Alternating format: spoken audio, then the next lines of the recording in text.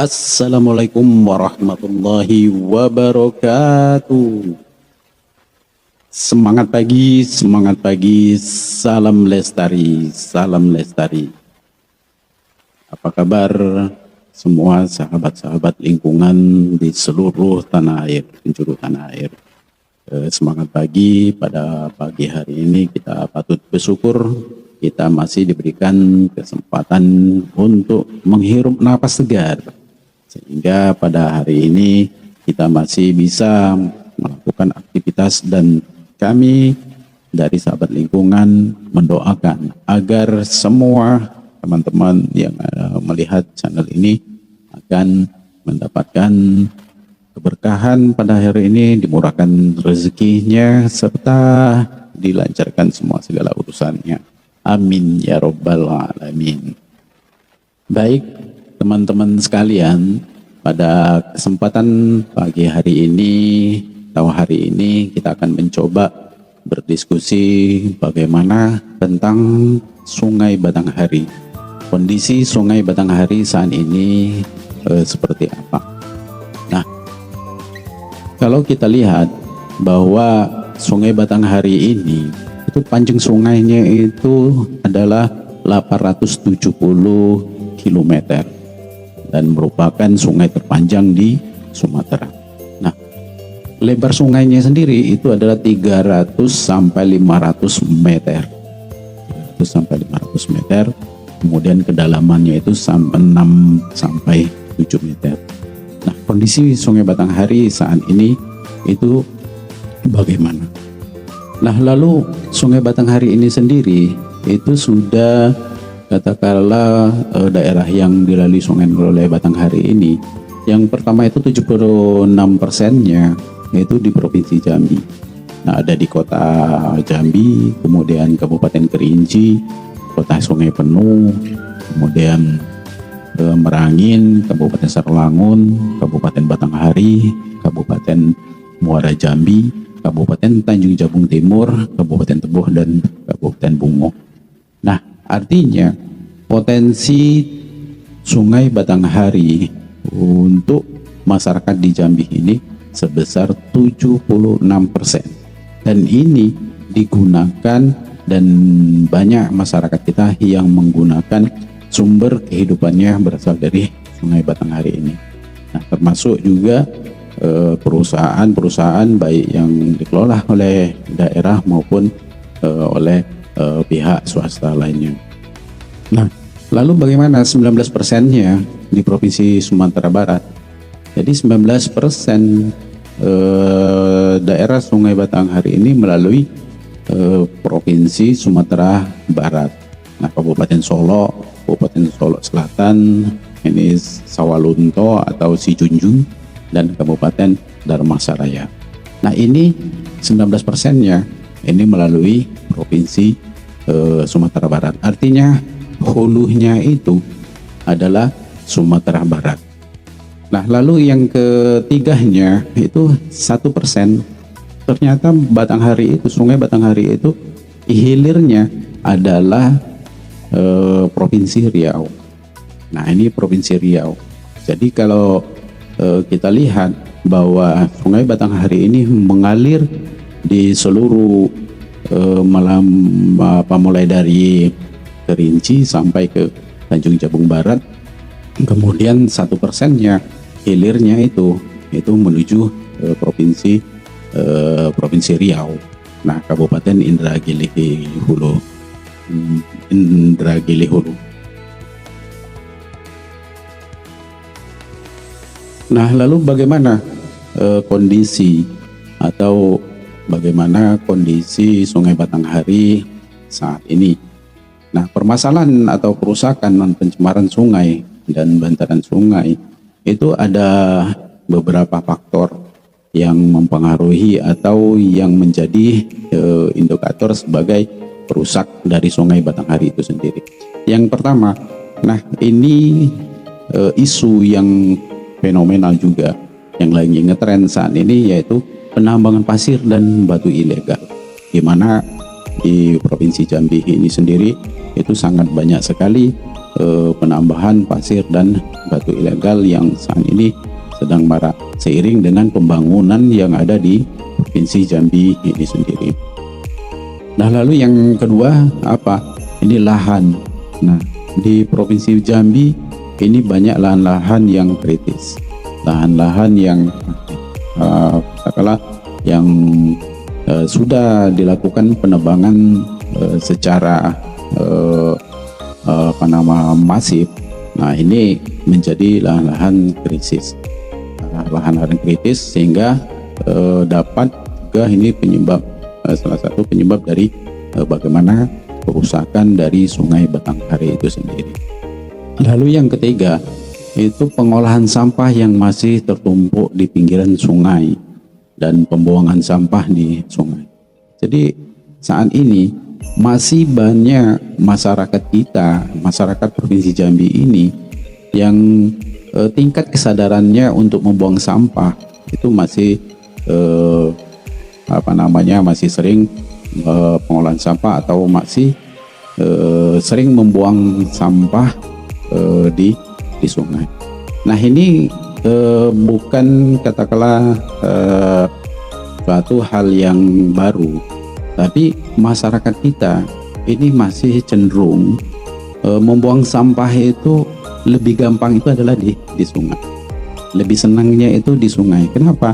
Ketika sudah dibuang langsung ke sungai, itu sampahnya langsung mengalir ke mengikuti arus dari sungai itu sendiri. Nah, jadi kita bagaimana caranya kita menyikapi dan nanti memberikan solusi atau memberikan edukasi kepada masyarakat dan bagaimana supaya masyarakat itu tidak membuang sampah sembarangan di sungai.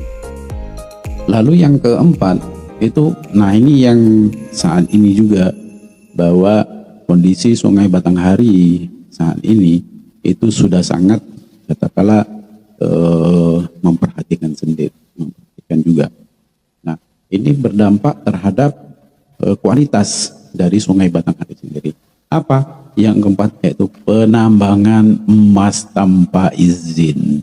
Nah, sebagai kita ketahui juga di Provinsi Jambi, terutama di wilayah Morabungo, Sarolangun, Tebo, Kabupaten Katalam Merangin. Nah, ini sangat luar biasa penambangan emas yang menjadi adalah salah satu indikator juga yang terbesar penyumbang dari kerusakan lingkungan, terutama pencemaran terhadap lingkungan Sungai Batanghari.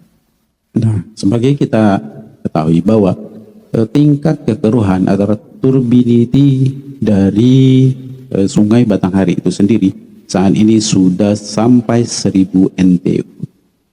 Bayangkan teman-teman, sudah sampai ke levelnya 1000 NTU. Artinya apa? Ini menjadi tantangan ke depannya bagi kita semua. Bagaimana kita mengembalikan, paling tidak mengurangi mengembalikan tingkat kekeruhan dari Sungai Batanghari. Nah, kalau ini terus dibiarkan berdampak terhadap kita sendiri dan masyarakat yang ada di Provinsi Jambi, terutama kepada perusahaan-perusahaan, terutama Perumda, pengolahan air, perusahaan air minum yang menggunakan sumber air bakunya itu berasal dari Sungai Batanghari. Ini menjadikan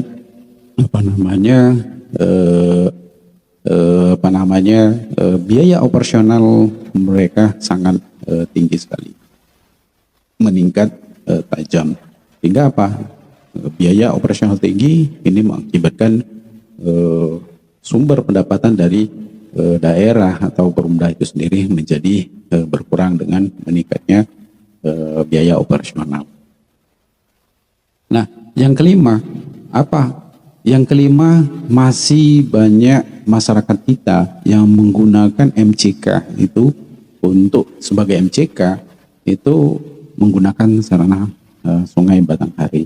Nah, kita lihat di pinggiran Sungai Batanghari itu sendiri banyak masih berdirinya jamban-jamban tempat masyarakat kita yang saat ini masih menggunakan MCK di situ untuk mandi, untuk cuci, kemudian untuk BAB, semuanya masih tergantung atau menggunakan daerah Sungai Batanghari. Nah, ini berdampak sangat tidak baik terhadap lingkungan kita, terutama sungai, dan ini akan bisa mencemari sungai, terutama bakteri coli, sehingga dapat menyebabkan terganggunya kesehatan masyarakat kita di Provinsi Jambi.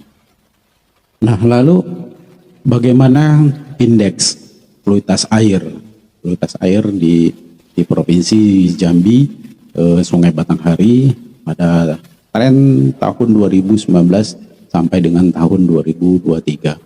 Nah, kalau kita lihat tren indeks kualitas air Sungai Batanghari itu mulai tahun 2019 itu kalau kita lihat indeksnya mencapai 58,49. Ini dikategorikan masih kategori sedang. Kemudian di tahun 2020 itu menurun atau sebesar 51,67%. Nah, ini kategorinya adalah kategori sedang. Nah, lalu kemudian di tahun 2021 sebesar 48,96. Nah, ini mulai terasa ininya di indeks kualitasnya itu sangat kurang. Nah, sangat kurang. Nah, lalu bagaimana di tahun 2022 itu 49,49. Nah, ini sangat menjadi perhatian khusus juga untuk kita. Nah, lalu bagaimana di tahun 2023? Tahun 2023 ternyata indeks kualitas air Sungai Batanghari, kualitas air di Sungai Batanghari itu sebesar 46%, itu kategori kurang. Nah, ini indeks Provinsi Jambi ini bersumber dari kita dapatkan informasi dari daerah. Artinya tingkat kualitas Sungai Batanghari itu semakin hari semakin menurun. Nah, kalau kita lihat bicara lagi bagaimana status mutunya. Nah, untuk tingkat pencemaran Sungai Batanghari itu hasil pemantauan dari DLH kota maupun provinsi, ini dari 11 kabupaten ternyata yang jumlah datanya, jumlah titik yang dilakukan tingkat pencemarannya itu. Nah, sungai penuh itu 75 titik, kemudian Bungo, kemudian Kabupaten Bungo itu 10 titik, kemudian Kabupaten Kerinci itu 9 titik, kemudian Kabupaten Tanjung Jabung Barat itu 4 titik, kemudian dari Kabupaten Sarolangun 12 titik. Nah, ini Kota Jambi ini 104 titik yang menjadi tingkat pencemaran. Kemudian Kabupaten Merangin ini belum ada data yang dipublikasikan. Kabupaten Muaro Jambi itu 18%, kemudian Kabupaten Teboh itu 12%, kemudian Kabupaten Batanghari 9 titik, kemudian Kabupaten Tanjung Jabung Timur 6 titik. Nah, total dari pencemaran di Provinsi Jambi, tingkat pencemaran sungai di Batanghari itu, nah, yang memenuhi jumlah yang memenuhi 60 titik. Kemudian pencemaran ringannya itu 109 titik. Kemudian pencemaran sedang itu sebesar 69 titik, sebanyak 69 titik. Kemudian pencemaran berat ini 21 titik. Nah, salah satunya pencemaran berat itu ada di Provinsi Jambi, ada di Kota Jambi. Jadi total semua jumlah titik yang tercemar itu sebanyak 259 titik. Nah, ini artinya ke depannya kita semua dituntut untuk bagaimana kita berkontribusi untuk memberikan sumbangsih, bagaimana kita bertanggung jawab terhadap kualitas Sungai Batanghari ini untuk kita kepentingan kita bersama untuk generasi kita yang akan datang. Dan tentunya ini bukan hanya menjadi tanggung jawab pemerintah saja. Itu bisa bertanggung jawab kepada kita semua, baik pemerintah, masyarakat, pihak swasta maupun penduduk yang ada di sekitar sungai itu sendiri. Nah, lalu bagaimana tingkat kualitas dari air Sungai Batanghari ini sebagai sumber bahan baku air minum itu sendiri? Nah, secara umum Sungai Batanghari itu masih layak untuk dimanfaatkan sebagai bahan baku air minum. Namun perlu diberlakukan khusus dengan katakanlah pengolahan yang lengkap sesuai dengan parameter yang tidak melebihi baku mutu tadi. Nah, tentunya ini menjadi PR dan tugas berat bagi perusahaan-perusahaan atau perumda tingkat daerah dalam pengolahan air minum. Karena apa? Ini menyangkut biaya dan operasional yang cukup tinggi untuk pengolahan. Nah, tentu saja ini menjadi tantangan dan menjadi bagaimana perusahaan itu berinovasi, bagaimana perusahaan itu katakanlah meningkatkan kreativitasnya untuk bagaimana sumber air baku ini bisa diolah tapi biaya yang cukup minim. Nah, salah satunya bagaimana mereka menyiapkan bahan prasedimen. Nah, ini yang barangkali bisa dilakukan oleh perusahaan-perusahaan. Nah, lalu bagaimana gerakan Sungai Batanghari bersih? Nah, pemerintah melalui Dinas Lingkungan Hidup baik provinsi maupun tingkat kabupaten ini sudah melakukan MOU, sudah melakukan gerakan Sungai Batanghari ini bersih. Nah, itu sudah dituangkan dalam peraturannya, terutama di pasal 3 itu ruang lingkup bagaimana ini menyelamatkan Sungai Batanghari itu sendiri. Nah, yang pertama itu pemampatan ruang mendukung perlindungan das Batanghari. Nah, yang kedua ini penataan dan pemulihan. Kemudian yang ketiga juga pengendalian terhadap sumber pencemar, dan yang keempat itu pemantauan kualitas kontinuitas Sungai Batanghari itu sesuai dengan kewenangan. Kemudian peningkatan partisipan masyarakat. Nah, bagaimana badan usaha dan lembaga swadaya masyarakat terhadap das Batanghari ini bisa dilakukan bersama-sama. Kemudian pemerintah juga telah menetapkan bagaimana illegal logging, kemudian illegal drilling, ini illegal mining, illegal fishing, dan lain-lain sebagainya, dan pencegahan, dan tentunya itu penegakan terhadap hukum lingkungan itu sendiri. Nah, bagaimana saat ini pemerintah telah melakukan bagaimana mereka memberikan penghargaan terhadap kabupaten kota yang sudah melakukan atau menerapkan bagaimana mereka berkampanye untuk melindungi Sungai Batanghari ini. Nah, pertama mereka sudah dilakukan Kampung Mantap Lingkungan Hidup. Nah, targetnya itu adalah desa kelurahan yang berasal di pinggiran Sungai Batanghari, khususnya di Provinsi Jambi. Nah, ruang lingkupnya sosialisasi konsep, kemudian pembentukan bank sampah PT 3R, kemudian komunitas peduli sampah, penanaman pohon di sepadan sungai, kemudian mendorong kegiatan lainnya untuk meningkatkan kesadaran masyarakat. Kemudian mendorong pemerintah desa untuk menyusun dan menetapkan peraturan desa terkait bagaimana pengolahan lingkungan itu sendiri. Yang kedua, ekorivarian. Nah, tentunya pemerintah sudah juga melakukan suatu kegiatan yang bersifat ekorivarian. Nah, apa yang dimaksud dengan ekorivarian ini? Ya adalah pemanfaatan sepadan sungai untuk menurunkan beban pencemaran, khususnya dari limbah domestik, serta menjadikan lokasi tersebut sebagai zona wisata edukasi lingkungan. Jadi masyarakat, pemerintah sudah melakukan program ekorivarian ini sebagai peluang usaha juga untuk masyarakat yang ada di Sungai Batanghari. Nah, ini beberapa kabupaten yang mendapatkan yang sudah melakukan pengusulan. Nah, kabupaten